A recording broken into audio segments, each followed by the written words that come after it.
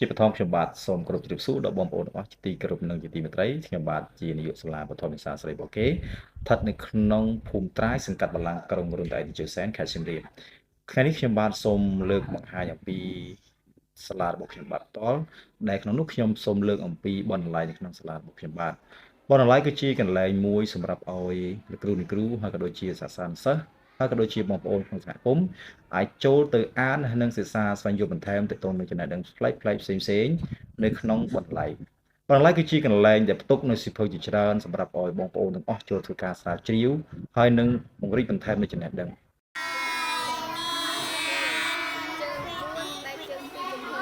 ហើយដើម្បីទទួលបាននៅបណ្ណាល័យដែលសម្បូរបែបលុះត្រាតែមានការចូលរួមពីបងប្អូនជាប្រវត្តិពិសេសគឺនៅក្នុងសហគមន៍ផ្ទាល់តែម្ដងក្នុងការចូលរួមឧបត្ថម្ភគ្រប់គ្រងនៅក្នុងបណ្ណាល័យរបស់ខ្ញុំបណ្ណាល័យយើងខ្ញុំនៅក្នុងឆ្នាំទស2025-2026នេះគឺនៅមានគេហៅថាខាតច្រើននៅក្នុងបណ្ណាល័យដែរពិសេសគឺទាក់ទងទៅនឹងសៀវភៅរឿងក៏ដូចជាឯកសារផ្សេងៗដោយសារនៅក្នុងបណ្ណាល័យរបស់យើងគឺមានសៀវភៅរឿងចាស់ៗសៀវភៅរឿងដែលហៅថាហួសសម័យឬក៏សៀវភៅរឿងដែលសិស្សានុសិស្សហើយក៏ដូចជាសហគមន៍គ្រូធ្វើការអានចប់អស់ហើយអញ្ចឹងហើយចំណាប់អារម្មណ៍ឬក៏ភាពទាក់ទាញនៅក្នុងបណ្ណាល័យរបស់ខ្ញុំបាទគឺនៅមានការខ្វះចន្លោះឬក៏មិនទាន់បានគ្រប់ជ្រុងជ្រោយដើម្បីឲ្យសិស្សានុសិស្សហើយលោកគ្រូហើយក៏ដូចជាសហគមន៍ធ្វើការស្រាវជ្រាវឬក៏ចូលទៅអានបន្ថែមនៅក្នុងបណ្ណាល័យដើម្បីធ្វើឲ្យមានការភាពទាក់ទាញឬក៏ការចាប់អារម្មណ៍ពីសំណាក់សិស្សានុសិស្សពិសេសគឺសិស្សានុសិស្សតែម្ដងលុះត្រាតែបណ្ណាល័យរបស់ខ្ញុំបាទនឹងមានសៀវភៅថ្មីប្លែកៗហើយអ្វីដែលធ្វើឲ្យគេចាប់អារម្មណ៍គឺភាពទាក់ទាញនៅក្នុងបណ្ណាល័យតែម្ដងអញ្ចឹងដោយសារតែសាលាខ្វះលទ្ធភាពក្នុងការស្វែងរកសៀវភៅដើម្បីបំពេញបន្ថែមក្នុងបណ្ណាល័យអញ្ចឹងខ្ញុំបាទសូមអំពាវនាវដល់បងប្អូនទាំងអស់នៅក្នុងក្រៅប្រទេសធ្វើការឧបត្ថម្ភដល់សាលារបស់ខ្ញុំបាទពិសេសគឺបានផ្ដល់នៅសៀវភៅសម្រាប់គ្រប់គ្រងនៅក្នុងបណ្ណាល័យព្រោះបណ្ណាល័យគឺជាកន្លែងមួយដែលធ្វើឲ្យបងប្អូនបាទបង្កើននៅចំណេះដឹងមានថាបងប្អូនអាចមកចូលបណ្ណាល័យដើម្បីក្រេបយកនៅអ្វីដែលប្លែកថ្មីក្រៅពីមេរៀននៅក្នុងសៀវភៅសាស្ត្រគោលទាំង4អញ្ចឹងដោយសារតែពេលនេះសាលារបស់ខ្ញុំបាទគឺស្ថិតនៅក្នុងតំបន់ដែលឆ្ងាយពីទីរួមខេត្តហើយកង្វះខាតនៃគេហៅថាសម្ភារៈហើយនឹងសៀវភៅនឹងគឺច្រើនមែនទែនបងប្អូនអញ្ចឹងបើសិនជាបងប្អូនមានចំណាប់អារម្មណ៍ក្នុងការចូលរួមគ្រប់គ្រងនិងឧបត្ថម្ភដល់សាលាខ្ញុំបាទពិតជាមានសេចក្តីសំណូមរៀងសប្បាយចិត្តក្រៃលែងនៅអ្វីដែលបងប្អូនអាចឧបត្ថម្ភដល់សាលាយើងខ្ញុំហើយយើងខ្ញុំក៏សូមអំពាវនាវដល់បងប្អូនទាំងអស់ចូលរួមតាមកម្លាំងសទ្ធាទាំងសម្ភារៈទាំងថវិកាដើម្បីជាវជាសៀវភៅ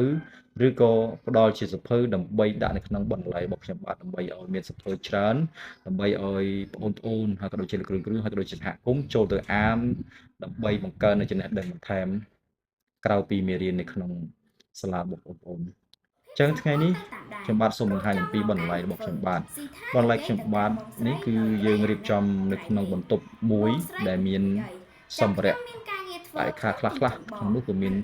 នៅដាក់សៀវភៅមានតុមានអីសម្រាប់អង្គុយអានហើយក៏មានបណ្ណារៈជាប្រចាំសម្រាប់ទទួលស្វាគមន៍សិស្សានុសិស្សលោកគ្រូក៏ដូចជាសហគមន៍ចូលមកក្នុងបណ្ណាល័យផងដែរអញ្ចឹងថ្ងៃនេះខ្ញុំបាទសូមបង្ហាញតែប៉ុណ្្នឹងទេទៅនឹងបណ្ណាល័យរបស់ខ្ញុំបាទអញ្ចឹងបើសិនតែបងប្អូនឬក៏សប្បុរសជនទាំងអស់ដែលមានចំណាប់អារម្មណ៍ហើយចង់ធ្វើការឧបត្ថម្ភគ្រប់គ្រងឬក៏ឧបត្ថម្ភដល់បណ្ណាល័យរបស់ខ្ញុំបាទនឹងបាទសរសេរឈ្មោះហើយក៏ដូចជាដាក់ឈ្មោះនៅក្នុងសៀវភៅរបស់បាទបងប្អូនផ្ទាល់តែម្ដងដើម្បីជាការទុកជាអនុស្សាវរីយ៍ហើយក៏ជាសេចក្តីថ្លែងអំណរគុណទុកជាការចងចាំដែលបងប្អូនបានឧបត្ថម្ភដល់សាលាយើងខ្ញុំហើយសម្រាប់ឲ្យបងប្អូនធ្វើការសិក្សាធ្វើការស្រាវជ្រាវធ្វើការអាន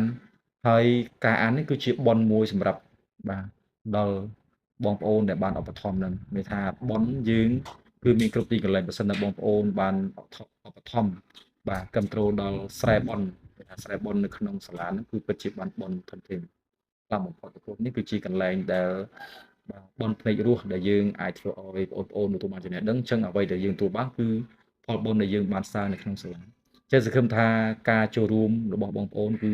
ជាគេហៅថាដៃគូដ៏ល្អបំផុតសម្រាប់សាលាហើយនិងសហគមន៍ភាពជាដៃគូរដ្ឋនិងសហគមន៍គឺដើម្បីការអប់រំអញ្ចឹងពាក្យនេះគឺសំខាន់បំផុតអញ្ចឹងរដ្ឋត្រូវការចូលរួមពីសហគមន៍សាលារដ្ឋ គឺជាសាលារបស់សហគមន៍មិនមែនជាសាលារបស់លោកគ្រូឬក៏សាលារបស់នាយកសាលាឬក៏សាលាដំណាំអ្នកទេគឺជាសាលារបស់សហគមន៍អញ្ចឹងបើសិនណាបងប្អូនទាំងអស់គ្នាធ្វើការចូលរួមអភិវឌ្ឍនៅក្នុងសាលានិងសាលានឹងធ្វើការរីកចម្រើនហើយធ្វើឲ្យអ្វីដែលចង់បាននៅក្នុងសាលាគឺពិតទទួលបានជោគជ័យឧទាហរណ៍ថានាយកសាលាឬក៏លោកគ្រូគាត់ប៉ងចង់ធ្វើអ្វីមួយបើសិនតែមានការគ្រប់គ្រងពីសហគមន៍ឬក៏ពីអាជ្ញាធរដណ្ដីឬបាទសប្បុរសជនផ្សេងៗនោះការសម្រេចបាននូវសមិទ្ធផលដែលផងពិតជាបានឆាប់ផាសខ្លាំងមែនទែនប៉ុន្តែបើសិនតែការចូលរួមយើងនៅមានកម្រិតការចូលរួមយើងនៅតែបន្ទោសបង្អាប់គ្នាទៅវិញទៅមកអញ្ចឹងអ្វីដែលទទួលបានពិតជាមិនបានដូចអ្វីដែលយើងប៉ងទេចឹងហើយបានជាយើងទាំងអស់គ្នាត្រូវតែចូលរួមគ្រប់គ្រងឧបត្ថម្ភគ្រប់គ្រងដល់សាលាដើម្បីឲ្យសាលាមានការរីកចម្រើន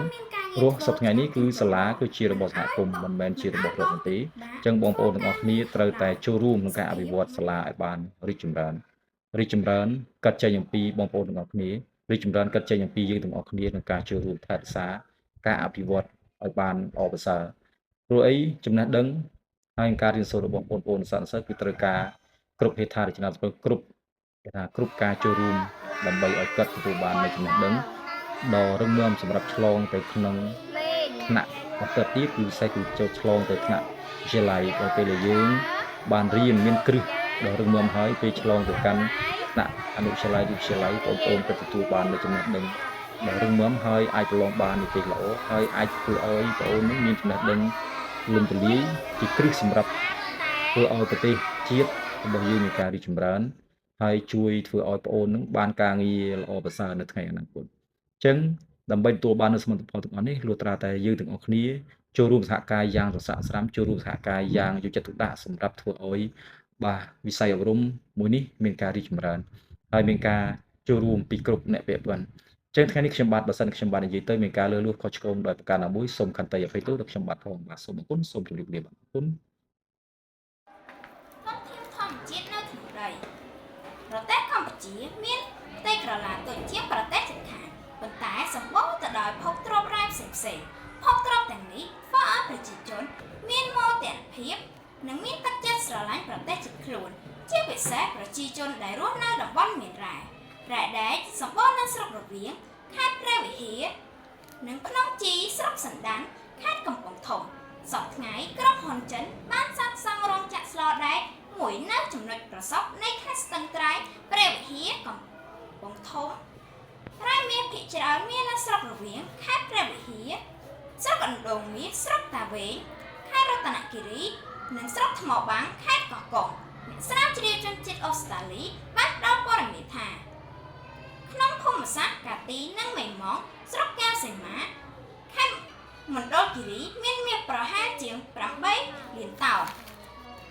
នៅភ្នំយ៉ាតបយ៉ាខាបតាំងស៊ូក្នុងខេត្តបៃលិនពីមុនមានរ៉ែត្បូងល្អប្រណិតនិងមានតម្លៃជាងគេដូចជាត្បូងទទឹមនិងត្បូងកណ្ដៀង